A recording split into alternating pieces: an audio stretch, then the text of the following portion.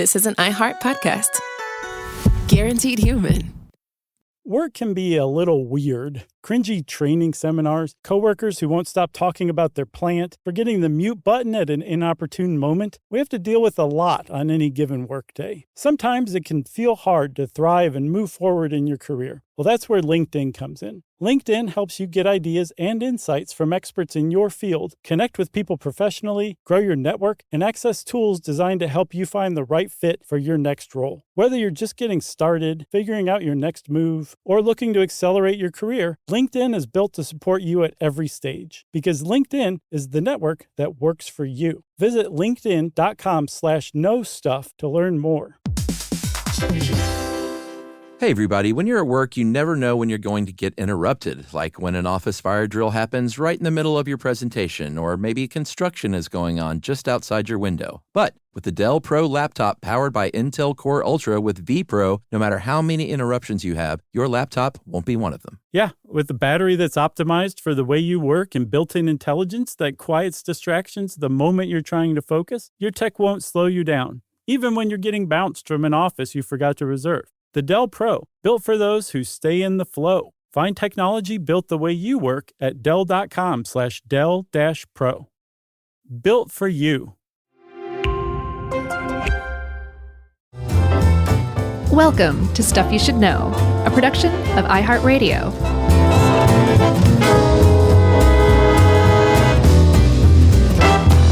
Hey, and welcome to the podcast. I'm Josh. There's Chuck. Ben's here sitting in for Jerry, which we're all very happy about. Frankly, that's our preference.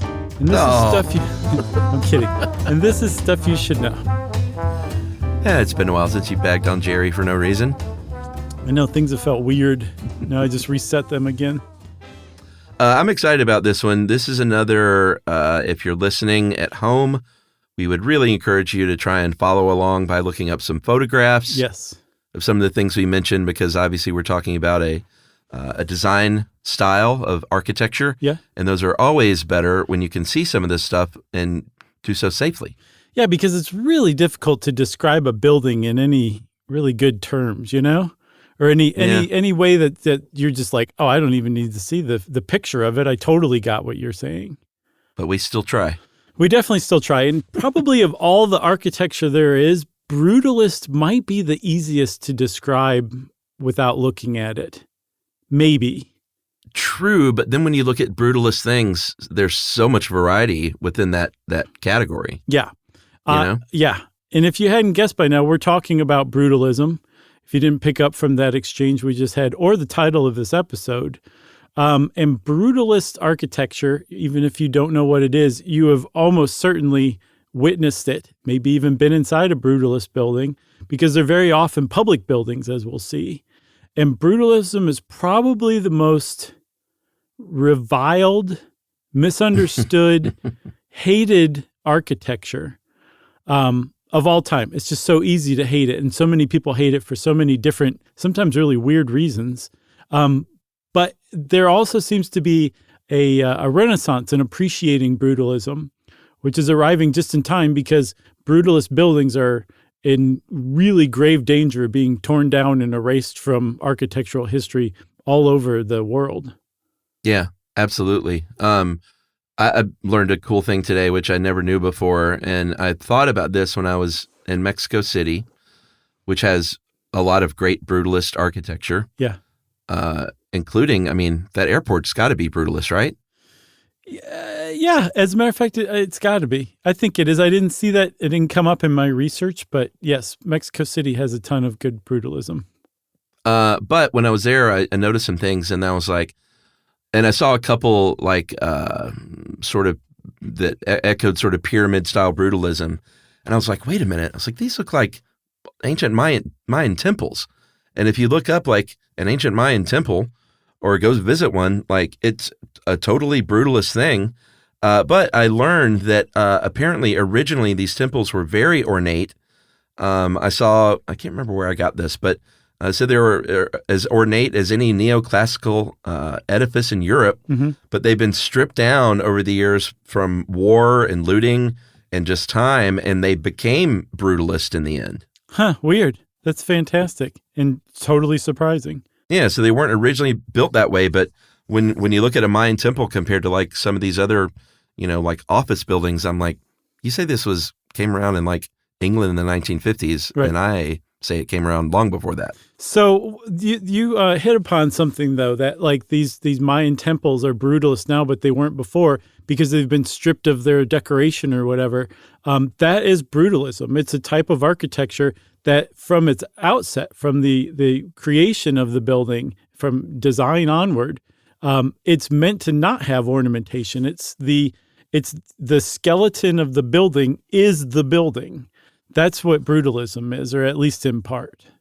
Yeah, and if you've ever, and like we said, we'll get into some of the variety within the style, but if you've ever seen a huge concrete, unfinished sort of concrete looking government building with the same little tiny windows, and it just looks like this blocky monolith. Yeah. That is brutalism staring you in the face. Yeah. If you look at a building and suddenly Stalin just comes into your head, you're looking at a brutalist building almost certainly. Yeah. Or if you wonder what evil villain's lair that is, it's probably a brutalist building. Right, exactly. I also had a brutalist epiphany in Mexico City recently. When we were down there, we went to one of the museums, and they were having a brutalism exhibit. And it completely reversed my feelings about brutalism. I walked into that exhibit hating brutalism, and I walked out really appreciating it. It turns out I didn't actually hate brutalism all this time. I hate ugly buildings, ugly, thoughtless, dumb, boring buildings. And that is not, brutalism is not synonymous with that. It's gotten a bad name over the years. And part of it is even the name itself, brutalism. A lot of people think that the whole term was coined to describe like how the building makes you feel when you look at it. It's brutal, it's sharp, it's merciless, it has zero compassion, it's dehumanizing. That's not what the term brutalism means at all. It actually refers to a type of concrete that the French architect and designer Le Corbusier introduced called béton brut. Yeah, béton brut. I think the exact English translation is gross cement. Exactly, but they call it raw concrete. Yeah, exactly, which is to say just a raw, unfinished, poured concrete. There are a lot of houses in our surrounding neighborhoods in Atlanta now that are being built sort of in this style, these huge, big concrete, blocky houses that are, I think, sort of a mishmash. It definitely echoes brutalism, but most of them still have a polished sort of concrete look to them. And that is not true brutalism. No, and there's a lot of overlap between modernism and brutalism. They both were going on at the same time. And some people say that brutalism emerged out of modernism. There's that's a hornet's nest that we're not going to get into. But just using exposed, unfinished concrete is not in and of itself a brutalist building. There's other elements as well that come into it. Yeah, but I think an interesting thing is brutalism isn't. I mean, when you see it, but it's something that I saw this. I think it was a New York Times article that said it has always sort of lacked a really clear, well-articulated set of principles. I saw that. I didn't agree with that. I thought it was very articulated. Oh, well, I think I think what it means more is there's so much variety within those principles. You can't say it's just this, because depending on what region you are in the world, the brutalist architecture is going to look different, whether it's, Soviet Russia or post-war London or in Brazil and Latin America, brutalism grew out of the modernist tradition. So stuff there looks quite a bit different than it does in other parts of the world. It does. I think that they all share in common a core set of principles that is brutalism. That's what I disagree with. I know that there's differences in all that. I didn't agree with that statement. I thought the New York Times got it wrong. I'm with them. I'm down. The paper of record. Well, let's talk about where this came from, huh? Yeah. Well, I mean, it came out of the post-war architectural rebuilding of so many cities around the world that were completely destroyed into rubble. And in particular, this one couple, Peter and Allison Smithson, in England saw bombed out London, and instead of seeing, a big bombed out mess where like, oh, we have to rebuild it, more ornate and grander than before, they saw an opportunity and were inspired and said, why don't we start using this rubble and build some sort of unfinished looking places? Yeah, so it's almost like they visually speaking, they used the rubble as the material to build the new buildings, and they didn't actually use that. But visually speaking, they did that. And it was, like you said, an acceptance of the current reality rather than a return to a previous reality, which is radical in and of itself. But that was essentially the Smithsons are credited with establishing brutalism as a architectural movement. Very frequently, a critic named Rainer Banham is credited with coining the term brutalism. That's wrong. He popularized it in a review of the Smithsons' work. The Smithsons used it a couple of years before Banham did, and a couple of years before that, a Swedish architect named Hans Asplund used it to describe a home that he designed in Uppsala called Via Goth in 1949. So at least as far back as 1949, the term brutalism was being used. But you kind of dug up and you had said at the outset evidence that brutalism was around before that term was ever used, right? Yeah, I mean, I think clearly they were inspired by stuff that came before them, maybe by Mayan temples and things like that, but no one was calling it brutalist, obviously, until then. And I don't think it was like a bona fide architectural movement until the post-war, sort of rebuilding. Right. And post-war, because of all the rebuilding that was going on, brutalism was widely adopted across Europe, not just in the West, but also in the Eastern Bloc, because World War II just ravaged that continent. And so a lot of countries had a lot of cities that needed to be rebuilt largely, and not just in Europe. In Japan, particularly in Okinawa, supposedly 10 to 20% of the buildings that were around before World War II were still around after. As much as 90% of the buildings were destroyed. So they had a lot of rebuilding to do. And it just so happened at the time, brutalism was this new kind of up-and-coming, frankly, beloved style of architecture. So it happened to be in the right place at the right time to become adopted around the world because all this rebuilding was going on. But the timing isn't the full explanation of the whole thing, is it? Is it? No, it's not, because it was also a time where in the sort of the 50s through the 70s, where the European nations that had colonized the world, that stuff started sort of going back the other way. And these countries were either given their country back or they were flourishing. So in Latin America, all of a sudden, there was sort of a new prosperity going on. In Africa, there was, some of them were gaining independence. Mm-hmm. And so it all timed out with brutalism. So that's why you'll see like brutalism in Africa and brutalism in Latin America and brutalism in Japan. It's really interesting. The thing is, though, is we said that modernism was in full swing at the same time. So you could say, well, why didn't they just choose modernism instead? And, a lot of them did. A lot of modernist buildings were built in these same cities around the same time. But the reason brutalism truly became so ubiquitous around the world is because it was cheap. It was really cheap to make a brutalist building because they were essentially poured or slab concrete. There was no adornment to them. They were, as we'll see, brutalism takes a single unit very often, like the smallest unit, like say an apartment, and then redoes it over and over and over again. So there's a standardization of the process of the materials. So it just was, it was around at the time, and it was a very cheap alternative to other much more ornate types of buildings, like modernist buildings at the time. So that was one reason why it was so widely adopted. Yeah, and with that repeating thing, I mean, it can even just be like, well, like that airport in Mexico City with the circles. Mm-hmm. Or what was the one, the French guy, like the habitat? The Unité d'Habitation?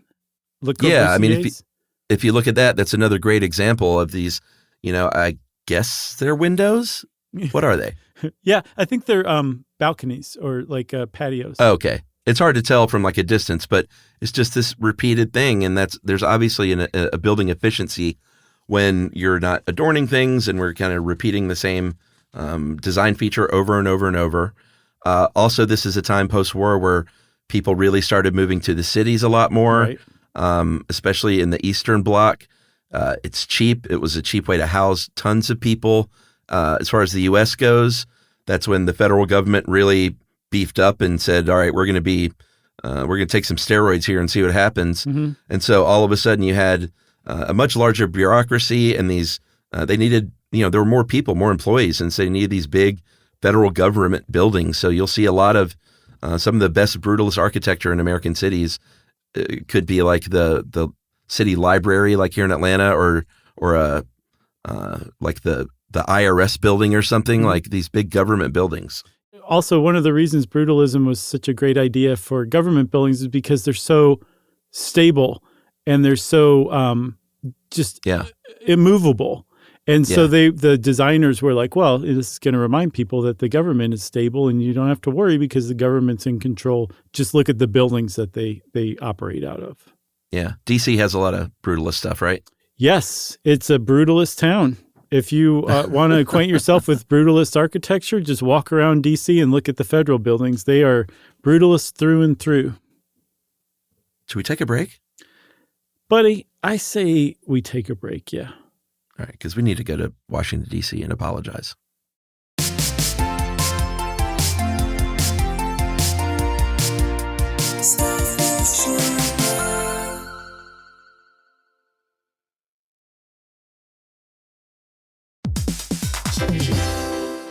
Hey everybody, we're here to talk to you about Wayfair, who believes that spaces should be functional, they should be comfortable, they should be well-designed, and they can be well-designed by you with their help. Your updated space should feel more comfortable, inviting, and practical for everyday use. And we're talking about outdoor seating. We're talking about grills. We're talking about major appliances. If you need storage solutions, Wayfair can help you out. Patio lighting, rugs, decor. It is your one-stop shop for home. Yeah. I mean, it's getting nice out, so it's time to think about living outdoors for the next few months. And Wayfair knows that outdoor furniture, it's heavy, it's intimidating to assemble. So Wayfair has stepped in and said, we're going to handle the hard part so you don't have to. That's right. You can shop Wayfair Verified, your shortcut to the good stuff. And that means their team of product specialists are going to vet everything by hand using a 10-point inspection, testing things like, quality materials, functionality and features, and even how long it takes to build that piece of furniture. And the overall experience save time, reduce hassle, and improved convenience. Patio season is here, and these deals won't last. So head to wayfair.com right now to get your outdoor space ready for way less. That's WAYFAIR.com. Wayfair, every style, every home.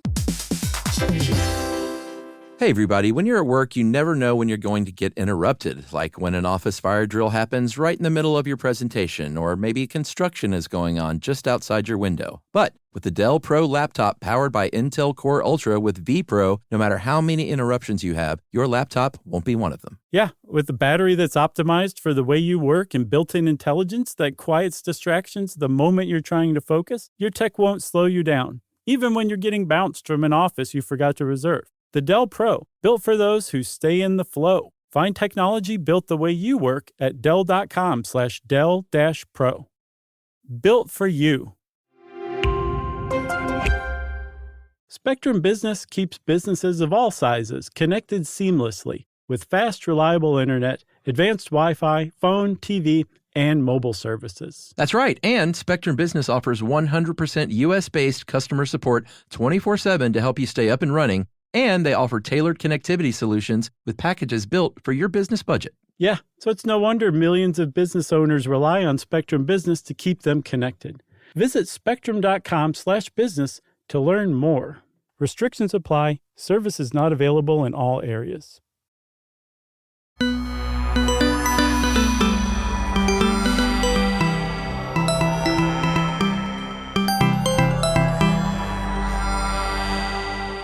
Okay, Chuck, I didn't understand. Why do we have to apologize to DC? I don't know. It sounded like you were saying, I know you appreciate brutalism now, but it sounded like you didn't have much love for the DC style of brutalism. No, it's not. It's not that. I've always appreciated DC because it's just so weird architecturally. Isn't it that nothing can be taller than the Washington Monument? That's why there's no skyscrapers in DC. I think I've heard that. The Monument or the Capitol building, one of the two. So yeah, it's a very low slung city, but that also is ready-made for brutalist design too, because they're often like low, wide, hulking forms as well. Yeah, you're never going to see a brutalist tower. That's not true. There are some brutalist towers, but they're very rare. Very, very rare. Well, yeah, I mean, I've seen some skinny-ish apartment buildings and things, but I guess, I don't know, I'm thinking in terms of like skyscrapers. Well, do they have those? The skyscrapers that we think of when we think of the cities today, those kind of came along and replaced brutalism, and starting around the 80s. Yeah, so no, you wouldn't have seen that as brutalist because it just wasn't brutalist. So it's not all concrete all the time. It's obviously a very big part, that unfinished concrete, of brutalism, but you might see a little brick in there every now and then. Probably not going to be like some super colorful thing. You'll probably see some steel, obviously some glass. I have seen, and especially in Brazil and Latin America, out of the modernist movement, incorporating wood. And I'm a big fan of like combining like cement and wood and natural things like that, natural elements with unnatural elements. Well, that's the new thing. That's brand spanking new. They call it organic brutalism, which is combining like a brutalist space with like organic touches to it. Yeah, you'd love that. So even though I don't even know if you can say that it's not all concrete all the time. I think one of the basis of brutalism is that it's got to be concrete, right? Or are you saying like other people have experimented with other stuff and still consider brutalist? No. I just mean like that every square inch of the place isn't concrete. But that it features very, very prominently. One of the things, that's the base. Yeah, one of the things about these reinforced concrete buildings is because they were using just unfinished concrete or, unadorned concrete, they figured out interesting ways to kind of play with the concrete so that every building didn't look exactly alike. So you'll often see like vertical ripples going down long, tall columns. That's a type of concrete. There'll be like aggregate, like maybe pebbles that are on the surface of the concrete. There's all sorts of stuff they did, but if at the end of the day, it's all reinforced concrete and there's not like drywall over it. There's not like a nice paint job over it. There's no decorations or any kind of like woodwork or anything Adornment. like that. It's just right. The building itself, the point of brutalism is the building itself is allowed to stand on its own. And I saw somewhere that somebody said that if modernism is meant to be honest, then brutalism is brutally honest. Like what you see is what you get with the building. Oh, I like that. I do too.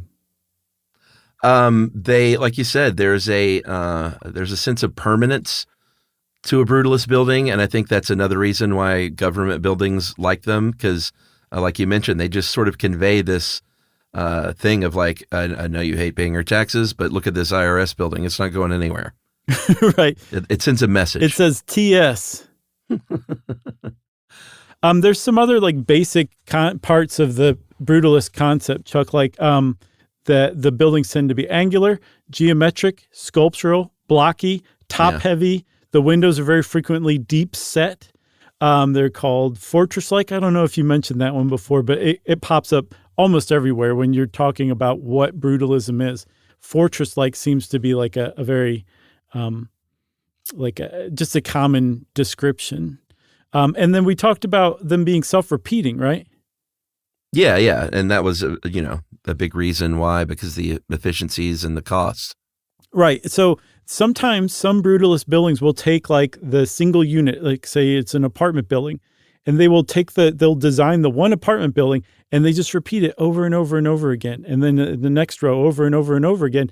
And by combining these modular units together, it forms the building just through repetition. And so some people call it a fractal as far as architectural movements go, which makes a lot of sense.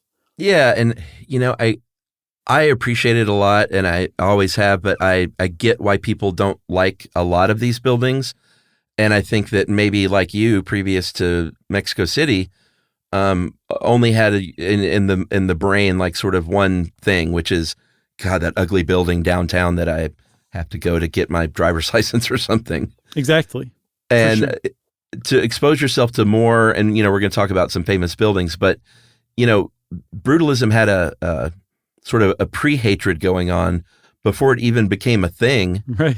The people that were, I believe it was Le Corbusier's, how do you pronounce this building again?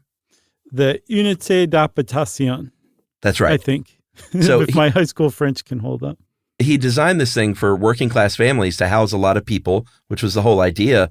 But no one wanted to live there. None of those people wanted to live there. Mm-hmm. So the intelligentsia of Marseille was like, they appreciated that architecture, and they're who moved in. Right. They said, sold. I also think it's interesting that they have been used in a lot of, as the one here that I sent you in Georgia that is so cool looking, and of all places, Noonan, Georgia, was used as, I believe, in Ant-Man and the Wasp as the evil villain's lair from the outside. Yeah, it works. Clockwork Orange, and like just this association with evil villains or the bad guys or the communist Soviet bloc. It just sort of always had this reputation of like, you should probably hate this architecture. Also dystopian too. Like if you ever watch a movie or look at artwork set in a dystopia, if you look at the buildings, they are almost always brutalist in some way, shape, or form, often very frankly brutalist, right? Yeah. And it kind of makes sense because a lot of times dystopian settings are, well, they're set in the future or maybe they're post-apocalyptic. Yeah. And it makes sense that if any kind of building is going to survive, a brutalist building would survive far into the future or would survive an apocalypse. So it makes sense intuitively, but also I think brutalism gets used in that because it's so associated with things like dehumanization, depersonalization, that the scales that they're built on are inhuman scales. And that's ironic because, again, most of the brutalist buildings that were ever built were meant to be public buildings where you bring a lot of people together to do things like enjoy a ballet or a show or a performance or to live together as a community in like a tower or something like that. And yet the irony of it is that they're viewed as inhuman, dehumanizing rather than humanizing, which is, I think, what they were after. But it just over time, it just became associated with the opposite of that.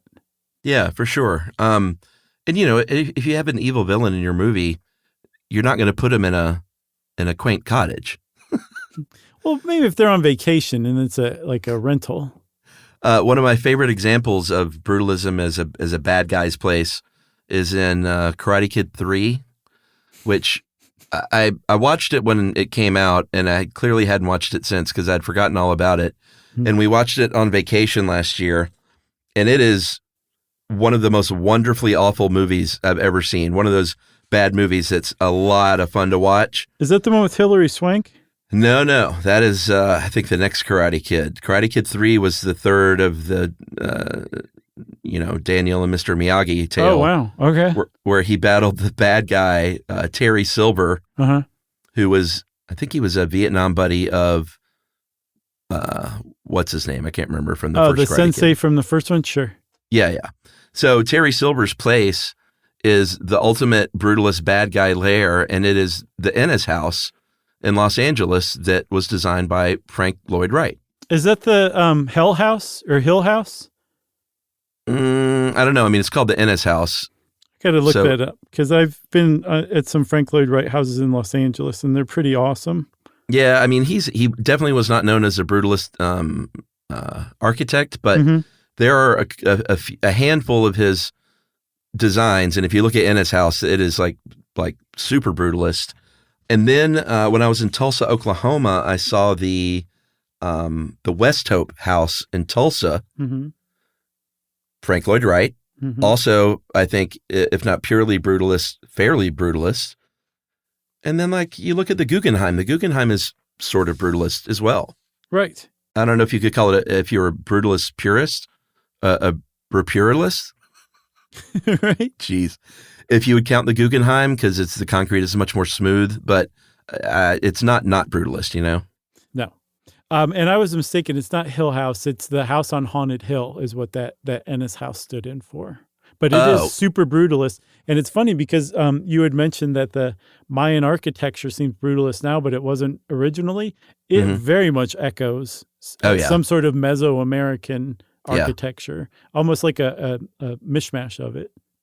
Yeah, for sure. But it's, this is sort of what I was getting at. Like all of these reasons that people hate brutalism is why we are losing so many great brutalist buildings in the world. It's not a hard sell to tear these things down a lot of times in a city. No, and I have to say one other thing. The hatred of brutalism also is sometimes associated, depending on your political beliefs, it's associated with the welfare state because so many were built as public housing.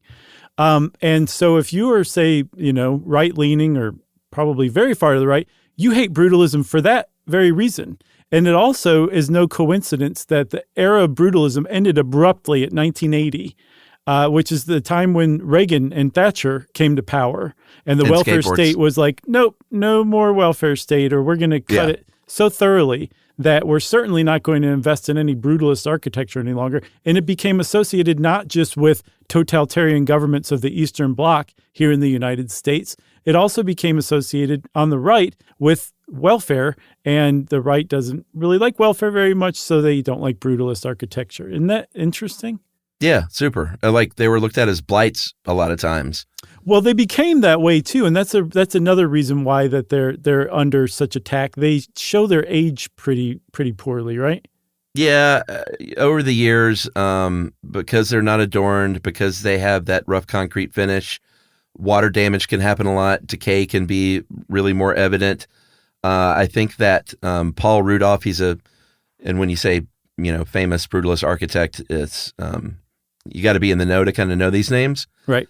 It's not like a Frank Lloyd Wright, but Paul Rudolph's Orange County Government Center in Goshen, New York, was torn down. If you look this thing up, it is amazing looking. Yeah, I became a fan of Paul Rudolph's just researching this. I'd never heard of him before, but he was good. That building is unbelievable, but they tore it down, and it wasn't just because, like, oh, look at this big blocky thing, but apparently it leaked from day one. There was constant mold. There were always water issues. They were having to close courtrooms and move them around, and they just did a cost study, and it was like retrofitting and making this thing a workable government center isn't even feasible, so they tore it down. So I had a hard time getting to the bottom of this because I saw plenty of places that it was torn down.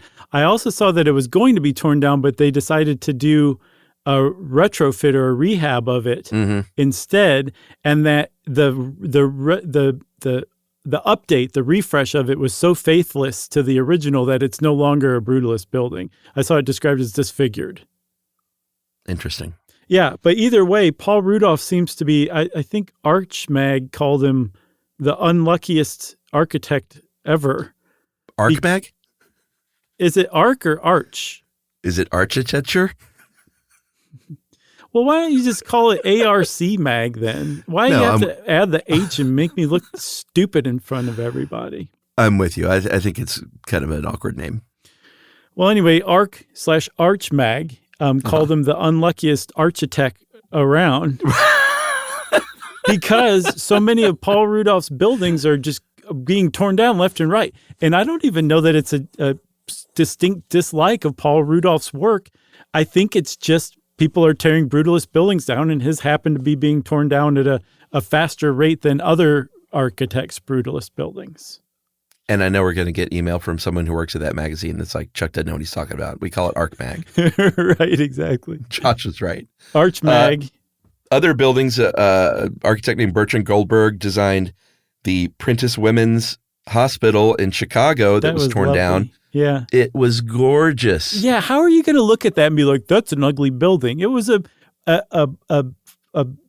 elevated clover made of concrete. It was gorgeous for sure. And at the very least, even if you don't think these buildings are gorgeous, I get that, but they're admirable for sure. Like they're amazing achievements for sure.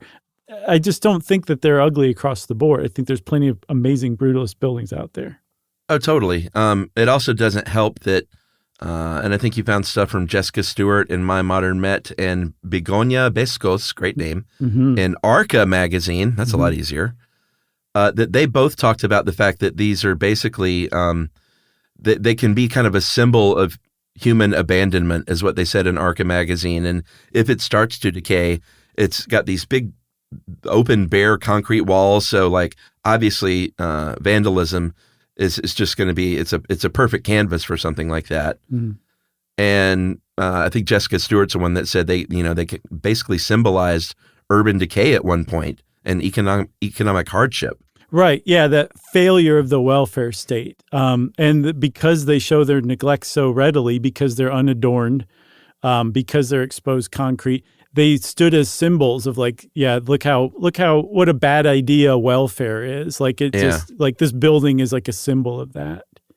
And by the way, I've been pronouncing it Airsa magazine. Oh, is that not right?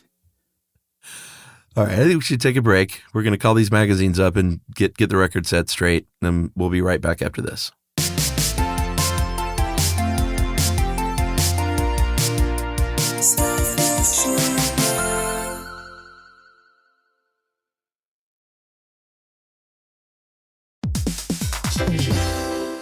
Hey everybody, when you're at work, you never know when you're going to get interrupted, like when an office fire drill happens right in the middle of your presentation, or maybe construction is going on just outside your window. But with the Dell Pro laptop powered by Intel Core Ultra with vPro, no matter how many interruptions you have, your laptop won't be one of them. Yeah, with a battery that's optimized for the way you work and built-in intelligence that quiets distractions the moment you're trying to focus, your tech won't slow you down, even when you're getting bounced from an office you forgot to reserve. The Dell Pro, built for those who stay in the flow. Find technology built the way you work at Dell.com/Dell-Pro.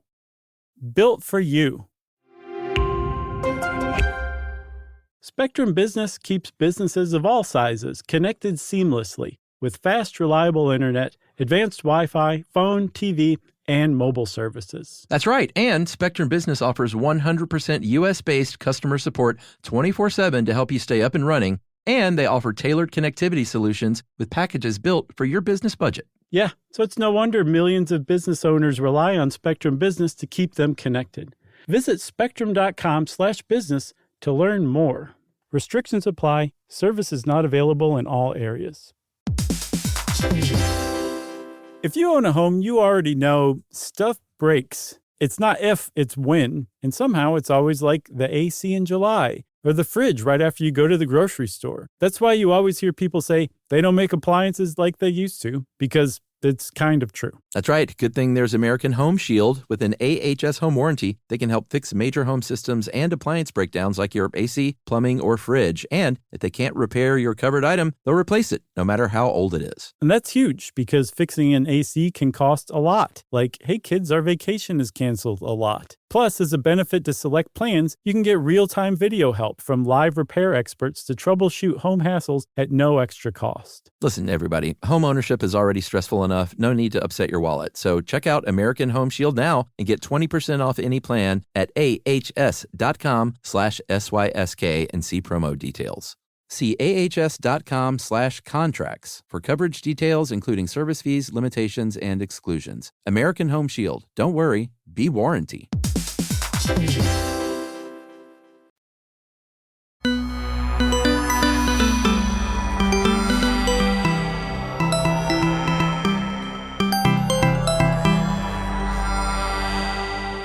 So, Chuck, I'm glad you said Paul Rudolph's Orange County Government Center was in Goshen, New York, because I definitely would have said Goshen, no joke. And just want to say one more thing about that. It was made of 3 buildings. It had 87 roofs. Just wrap your head around that for a second. Wonder why it leaked. Right, exactly. But that's just wonderful. Look up some of Paul Rudolph's work, and you're going to be like, this is super 70s awesomeness. Like, that guy was talented. Yeah, totally. I think a lot of Frank Lloyd Wright stuff leaked, though, as well. Yeah, he was very famous for, like, some guy he designed a house for said, the roof is leaking on my desk. And Frank Lloyd Wright said, move the desk. Yeah, and if you ask me, these guys get way too much of a pass. Like, because part of architecture is to make a building that doesn't leak, too, in addition to making it awesome. it's got to function as a place to live in or work in. Exactly. Yeah. When we were in Mexico City, we went with our two friends, Mitch and Patrick, who are architects and designers. Love and those guys. I was explaining that to them too, and they're like, "Yeah, it's absolutely true." I was expecting pushback or whatever. They're like, "No." Like people do give famous architects way too much of a pass, especially former legendary ones. Hopefully, I didn't just get Mitch and Patrick in trouble. I don't think so. Okay, they're out of the club now. Right. So if you're, as far as brutalism coming back, it is coming back in certain ways. There are definitely, even if you don't have let's say you have like a modern house, or even not a modern house, you can decorate your interior in a little more brutalist style. And, sometimes just a touch or two of that kind of thing can really give you what you're looking for. I'm not a big fan of that. Our How Stuff Works office used to be, new brutalist interior design. It kind of checked the boxes. Yeah. I was never comfortable there. No, I mean, isn't every office that's got concrete walls and exposed air ducts and right Edison bulbs, they're all sort of new brutalist, right? Kind of, yeah. And also it seems like little geometric pattern copper knickknacks on shelves that float that don't really serve that much of a purpose. They're just decorative. I don't like that either. We had that great mural, though. Really warmed that place up, remember? It did. I wonder what happened to that, because we're not in that building anymore, but surely they preserved the mural. And that question mark table? Where the heck is that thing? I don't know. Oh, my in Lord. Space, I think. Yeah.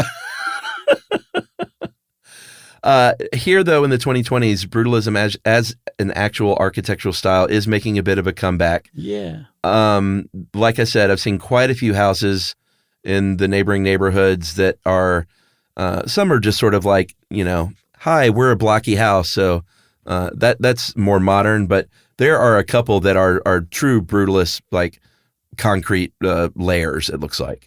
There was a triumphant brutalist refurbishment here in Atlanta back in 2018. The Central Atlanta Library in downtown was designed by Marcel Breuer. Amazing building. But apparently that was the last work that Breuer completed before he died. And I guess some of the design and some of the actual construction didn't quite jibe, and some of his original intentions were covered up. Like there was an elevator that had to be centrally placed that just screwed things up quite a bit. And then they came along and they added more lights. They refurbished the place. They got rid of that central elevator. They opened it up. There's like a zigzagging staircase that's amazing, that's now much more prominent. And in doing so, they actually made the building closer to Marcel Breuer's original intentions with his design than it was when it was built, when Marcel Breuer was still alive. So like that's an example of like the ideal of what's being done with brutalist buildings. The opposite end is that they're being torn down because people vote them as like the ugliest building of all time. Right. Should we rattle off some of these famous ones? Yes. Well, architect-wise, is it Louis or Louis? I never know. I think Louis, but Louis Kahn, Kahn, yeah, is usually the first name you'll hear if people are kind of throwing the brutalist architect name around.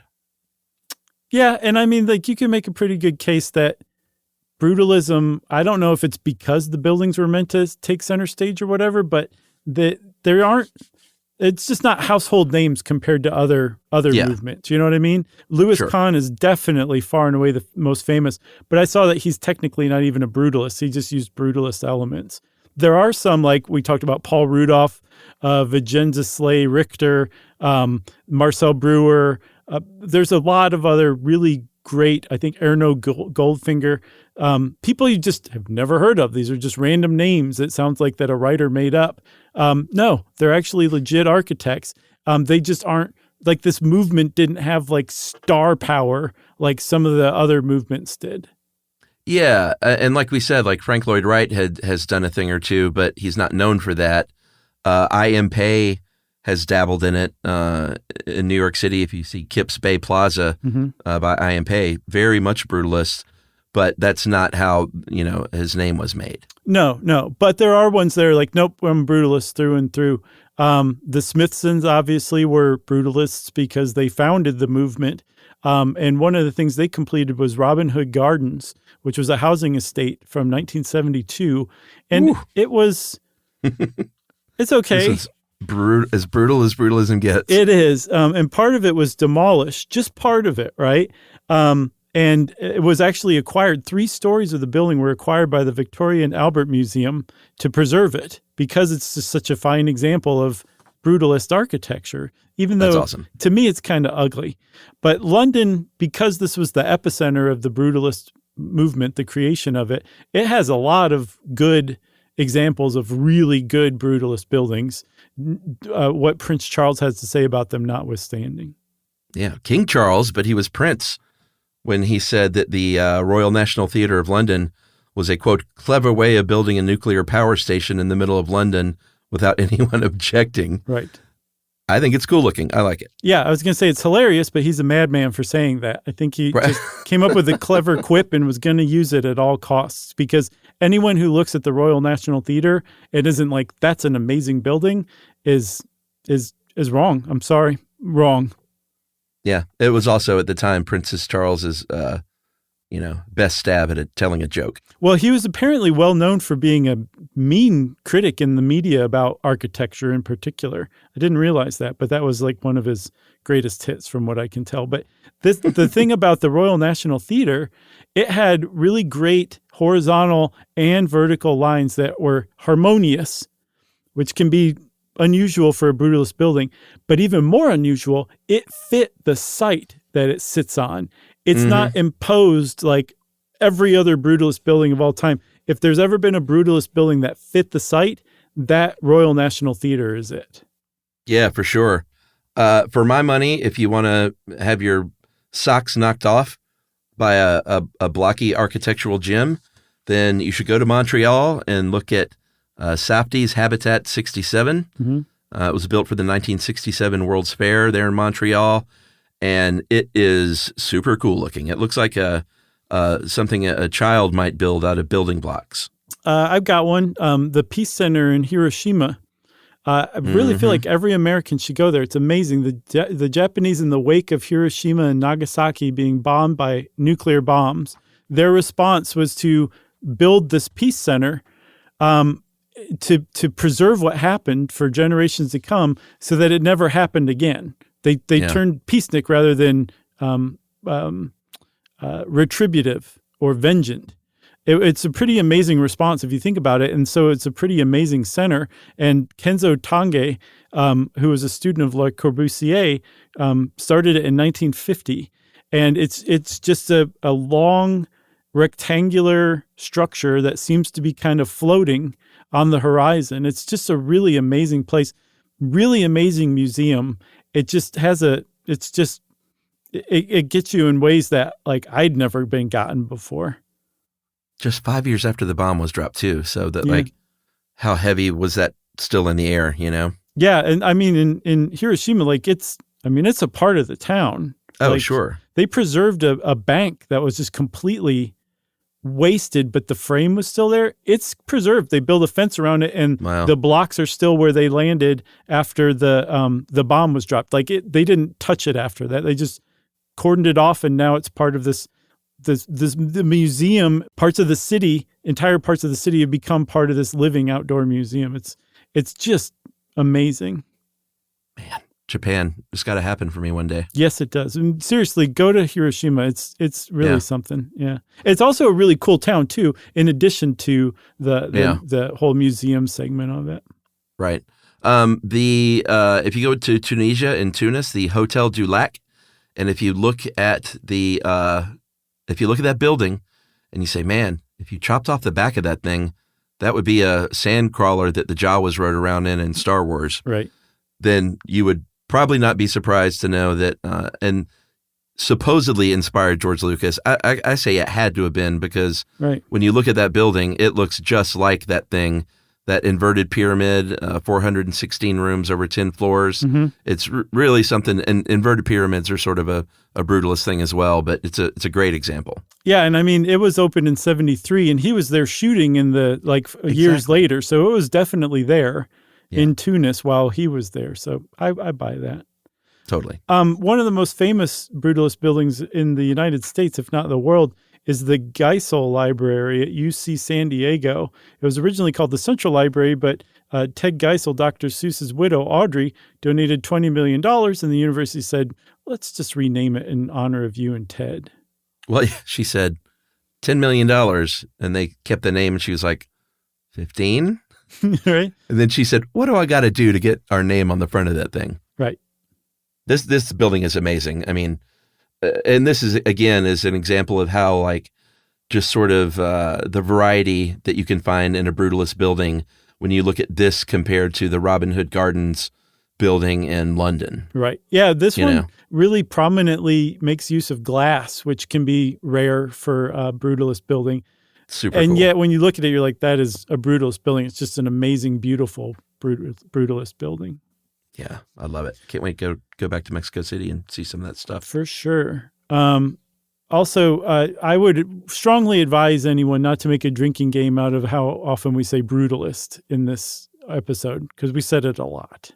They already have drinking games. I saw that stuff on Reddit. I know, but don't do this one because you would die. Someone said, I counted how many times you guys said like in the like episode. And I was like, well, yeah. It was kind of the name of the episode. How many times did we say llama in the llama episode? Right. Well, plus we had our additional likes because we talk like regular people. One other thing too, Chuck. If you want to see cool post-apocalyptic brutalist architecture used really adeptly in illustration, go check out Eternal Dystopia's YouTube videos. Did I send you that one called Research Center? It's like drone music, but the video is like just this. It's like this, like a dystopian brutalist building, kind of set in the haze, and sometimes it's raining. I'll send it to you again. It's really amazing. Yeah, but the drone music alone is pretty cool. So check that out. You're into the drone lately. I am, because it's not distracting. It helps you. Yeah. Helps me focus. You know. I like it. Well, Chuck said he likes it, which means, everybody, that it's time for listener mail.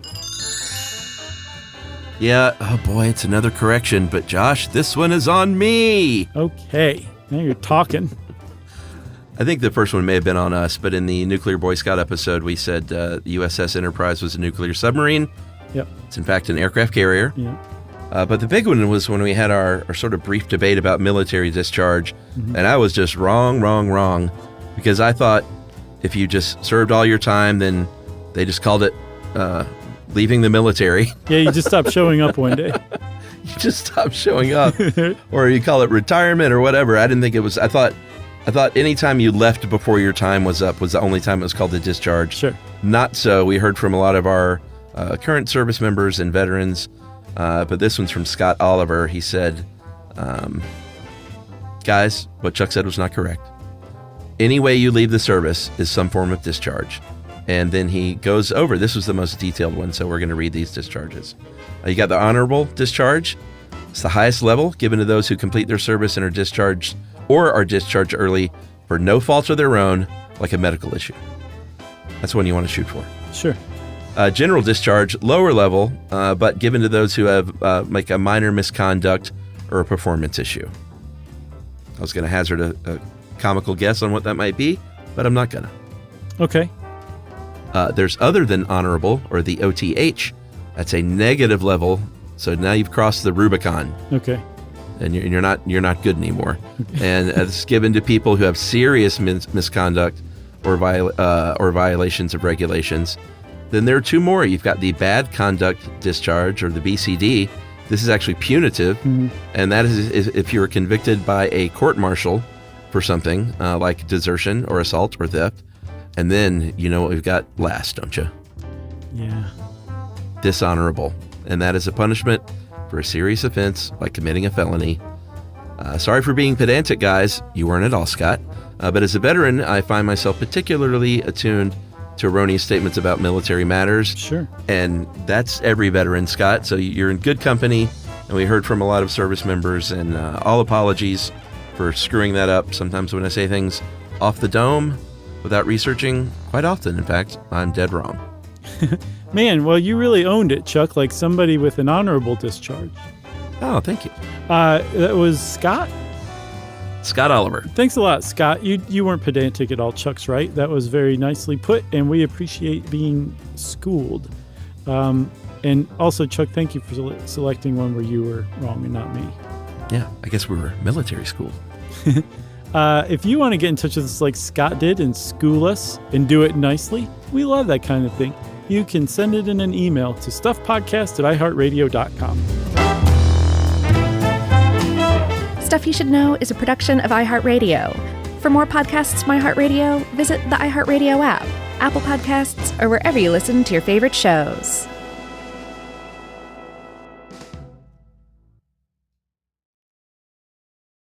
Introducing the all-new Mazda CX-5, featuring more connection. Hey Google, where's the nearest Pilates class?